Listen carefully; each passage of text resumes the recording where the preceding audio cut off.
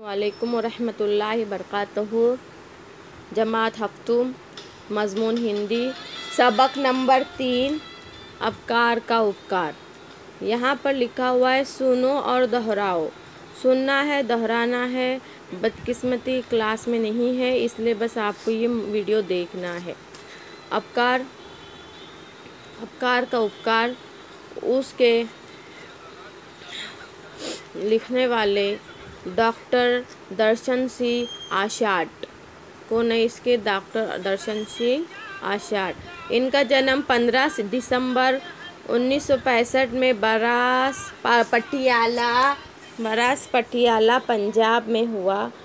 इनका जन्म 15 दिसंबर 1965 में बरास पटियाला पंजाब में हुआ। उन्होंने क्या क्या रचनाएं की है? पापा अब ऐसा नहीं होगा, मेहनत की कमाई का सुख आदि। उन्होंने ऐसी किताबें लिखी, ऐसे मजमून लिखे कि पापा अब ऐसा नहीं होगा, मेहनत की कमाई का सुख आदि। परिचय।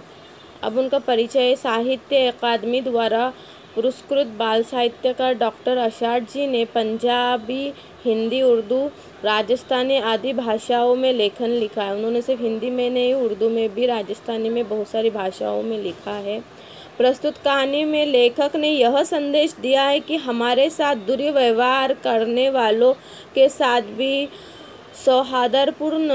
सौहार्दपूर्ण व्यवहार करना चाहिए। अगर हमारे साथ कोई बुरा करता है तो भी उनके साथ अच्छा व्यवहार करना है। सवय अध्ययन। सवय यानी खुद, अध्ययन यानी खुद से पढ़ना है। परिसर के पशु पक्षियों की उपयोगिता पर चर्चा करें। परिसर में जितने पशु पक्षी है उनकी उपयोगिता, उनकी ज़रूरतों पर चर्चा करना, उनकी क्या क्या ज़रूरत है। चलो अब हम किताब में एक सबक पढ़ते हैं। किसी तालाब में एक कछुआ रहता था। क्या रहता था? तालाब में एक कछुआ रहता था। तालाब के बिल्कुल किनारे पर जामुन का एक पेड़ था। समय आने पर उस पर मीठे जामुनों के गुच्छे लगते। पास के गांव से लड़के उस पेड़ के जामुन खाने के लिए आ जाते। यानी वो बच्चे जैसे पत्थर वगैरह मार कर जामुन को गिराते होंगे और खाते होंगे। कुछ ही दिनों के बाद जामुन के उस पेड़ पर एक कौवा और उसकी पत्नी आकर रहने लगे। कौवा और उसकी पत्नी। कौवा और उसकी पत्नी आकर रहने लगे। कौवा अक्सर दूसरों को परेशान करता रहता या लड़ता झगड़ता रहता था। कौवा अक्सर दूसरों को काऊ काऊ करके झगड़ता रहता था। जब कछुआ तालाब से निकलकर ज़मीन पर आता था, कौवा उसकी पीठ पर सवार हो जाता और उछल कूद करता। जैसे ही कछुआ आराम करने के लिए नदी में से बाहर आता, कौवा उसको भी परेशान करता था। कई बार तो कौवा अपनी ताकत का दिखावा करता हुआ उसे उलट पलट भी देता था। कछुए को उससे दुखी था कछुआ। अब कछुआ दुखी था कि खुद को तकलीफ हो रही है। उसके विपरीत ने उसके उलट बिल्कुल बरअक्स कौवे की पत्नी नम्र स्वभाव की थी, यानी अच्छे मिजाज की, नरम मिजाज की थी। पति पत्नी के स्वभाव की असमानता ने अदम मसावत, एक जैसे नहीं है, अपोजिट एक दूसरे के से कछुआ भली भांति यानी अच्छे से परिचित था। कछुए के दुर्व्यवहार करने के लिए पत्नी उसे अक्सर मना करती थी, यानी अपने कौवे को, अपने शोहर को समझाती थी कि तुम्हारा दुर्व्यवहार है, गलत है तुम्हारा बर्ताव, ऐसा मत करो। एक दिन जब कछुआ तालाब से निकलकर ज़मीन पर धीरे धीरे चलने लगा तो कौवे की नज़र उस पर जा पड़ी। यानी कछुआ चल रहा था तो कौवे ने देखा और वह झट से उस पर चढ़ गया। कछुए को गुस्सा आ गया। वह बोला, क्यों भाई कौवे, मेरी पीठ पर चढ़कर मुझे तंग क्यों करते रहते हो? आखिर तुम मुझसे चाहते क्या हो? तेरे ऊपर मज़े से सवारी करना चाहता हूँ। ऐसा करने से मुझे बड़ा मज़ा आता है, हंसता हुआ कौवा बोला।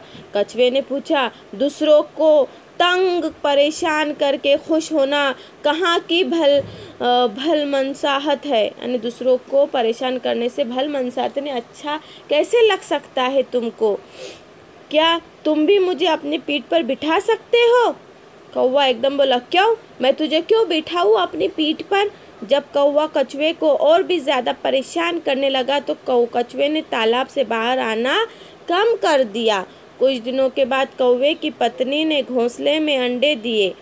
अब कुछ दिनों के बाद उसके पत्नी ने क्या किया? घोंसले में अंडे दिए। उधर पेड़ पर लगे जामुनों के गुच्छे भी पकने लगे थे। एक दिन गांव के लड़के आए। और जामुन के पेड़ पर चढ़कर जामुन खाने लगे तो कौवा दंपति काव काव करके आसमान सिर पर उठा लिया। ये दंपति यानी क्या, मियाँ बीवी का जोड़ा, क्योंकि अब उनको डर लग रहा था बच्चे ऊपर चढ़ के हमारे अंडे फोड़ देंगे। एक लड़का जब कौवे के घोंसले के पास जाकर गुच्छे को तोड़ने का प्रयत्न करने लगा तो हिलने डुलने के कारण घोंसले में से एक अंडा निकलकर सीधा तालाब में जा गिरा। कौवा दंपति अपना एक अंडा तालाब में गिरे जाने के कारण बहुत दुखी हुए। वे तालाब के किनारे बैठकर फूट कर रोने लगे। पानी में कछुए ने गिरते हुए अंडे को देख लिया। कुछ ही पल बाद वही कछुआ अपने मुंह में अंडा लिए बाहर आ गया और घास पर रखता हुआ बोला, शुक्र है कि तुम्हारा अंडा पानी में ही गिरा, यदि थोड़ा दूसरी तरफ गिर जाता तो टूट जाता। मैंने पानी में से इसे गिरते हुए देखकर मुंह में पकड़ लिया, उसके अंदर की जान बच गई है। अब चिंता की बात नहीं, यह सुरक्षित है, संभालिए। कछुए की यह बात सुनकर कौवा अपनी करनी पर बहुत दुखी हुआ। उसे अपनी एक एक करतूत याद आ रही थी, पर अब पछताए तो क्या, जब चिड़िया चुग गई खेत। कछुए को धन्यवाद देने के लिए उन दोनों पत्नी के पास शब्द नहीं थे। कौवे ने कहा, आज मेरी आंखें खुल गई है, मैं अपने किए पर लज्जित हूँ यानी शर्मिंदा हूँ। मैं भविष्य में यानी अपने मुस्तकबिल में किसी को कष्ट नहीं दूंगा। कछुए ने कहा, जब जागो तभी सवेरा। अब कछुए ने उसे कहा कि चलो तुमको अकल तो आ गई। अब सब हिल मिलकर क्या हो गए, रहने लगे। ये था यानी अब किसी को परेशान नहीं करना चाहिए। अगर हमारे साथ कोई गलत बर्ताव करता है फिर भी सब्र करना चाहिए, क्योंकि सब्र का फल मीठा होता है। किसी को पलटकर किसी से बदला नहीं लेना है। एक न एक दिन अल्लाह ताला उनको भी समझने की, सुधारने की हिदायत का मौका ज़रूर देगा, जैसे कछुए को मिल गया है। ये कहानी पढ़ना है। अब यहाँ पर शब्द वाटिका है, यानी अल्फाज की मानी है, वर्ड मीनिंग है। यहाँ पर नए शब्द है, तो वो नए शब्द को तुमको पढ़कर कॉपी में लिखना है। इंशाल्लाह हम अगली बार इसके सवाल जवाब भी देखेंगे। चलो, अल्लाह हाफिज़।